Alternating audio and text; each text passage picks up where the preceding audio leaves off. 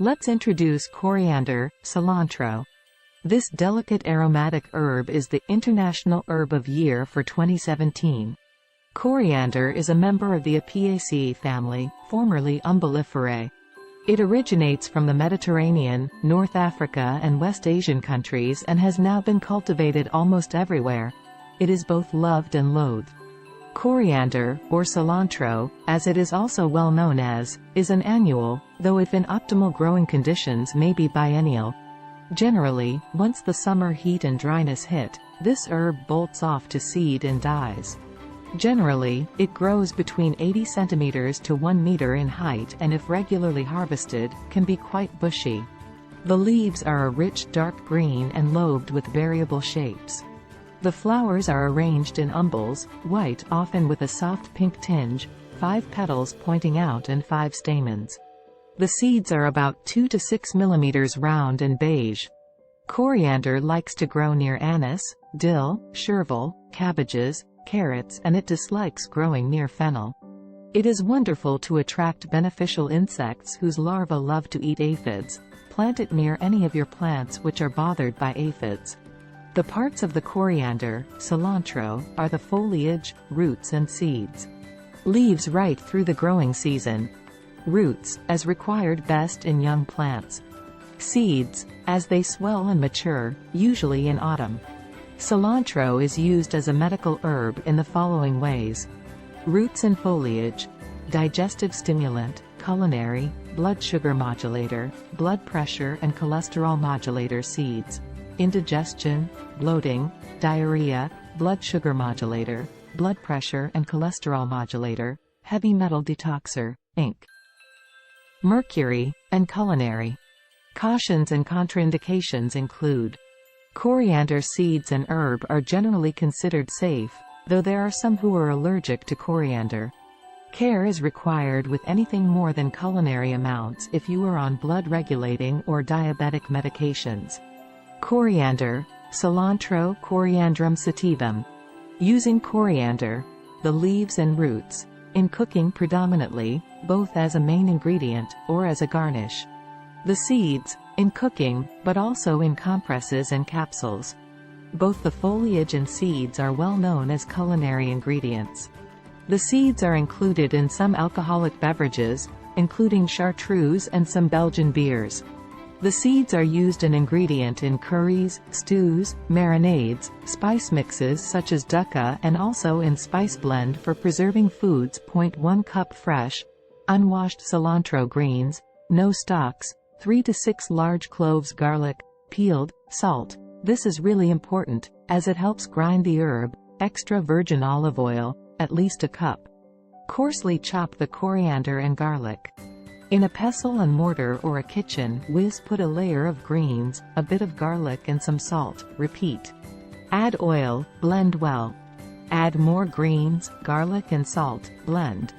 If it looks too dry, add more oil. Repeat until the machine is full or you have used all your greens. There are some things I don't like, about which I think, well, that's me. But coriander is a giant hoax perpetrated by a perverted society. Stephen Fry. The love-hate-it paradox. There are some people who love coriander, saying that it is delicious, tasting refreshing and lemony. Then there are others, who really hate the flavor, saying that it tastes like soap or worse. This is due to a gene, OR6A2, with which there is a sensitization to aldehydes chemicals, which coriander has in abundance. Pounding fragrant things is a tremendous antidote to depression. Juniper berries, coriander seeds and the grilled fruits of the chili pepper. Pounding these things produces an alteration in one's being, from sighing with fatigue to inhaling with pleasure. Patience Gray, cookery author. Folk names for coriander include Chinese parsley. In Sanskrit it is called as kasthambari or dhanayaka, dane in Bengali and dhaniyan in Hindi. In Spanish it is cilantro and it is this name that is known by in the Americas. It is considered to be of masculine gender and ruled by Mars and fire, with powers of health, healing and love. This herb has ancient recorded history, its medicinal use recorded for at least 7,000 years. It was found in Tutankhamun tomb and is mentioned in the Bible. And the house of Israel called the name thereof manna, and it was like coriander seed, white, and the taste of it was like wafers made with honey. The Bible. Its name is derived from the Old French, coriandre, and Latin, coriandrum, though earlier written reference is in Mycenaean Greek script as corianon. Pliny wrote that the name, coriandrum, was derived from koros, meaning bug, referring to the buggy smell of the leaves. There is evidence of its cultivation from Neolithic and early Bronze Age excavations throughout the Middle East, Eastern Europe and Mediterranean regions, from there spreading to most lands. There is a Chinese traditional belief that the seeds have powers to assist immortality. The therapeutic actions can assist good health, at the very least. During the Middle Ages, it is reputed to have been included in love potions. I'm not sure what else was added. It arrived in the U.S. in the 1670s by the British, as they colonized the land. More recently, due to rationing and restrictions, coriander seeds were sugar-coated and sold as confectionery. This would double as a digestive aid. Advisory note: this text is given a general guidance. If any adverse reactions occur or symptoms persist, please contact a qualified medical herbalist or doctor immediately. Coriander grows wild over a wide area of Western Asia and Southern Europe, prompting the comment, "It is hard to define exactly where this plant is wild and where it only recently established itself."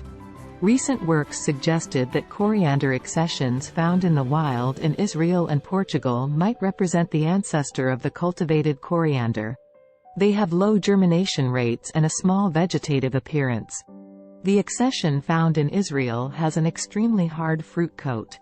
15 desiccated Marica RPS were found in the pre-pottery Neolithic B level, 6 to 8,000 years ago, of the Nahal Hemar cave, published in Kislev 1988, and 11 from approximately 8,000 to 7,500 years ago in pre-pottery Neolithic C in Atlat Yam, published as Kislev et al.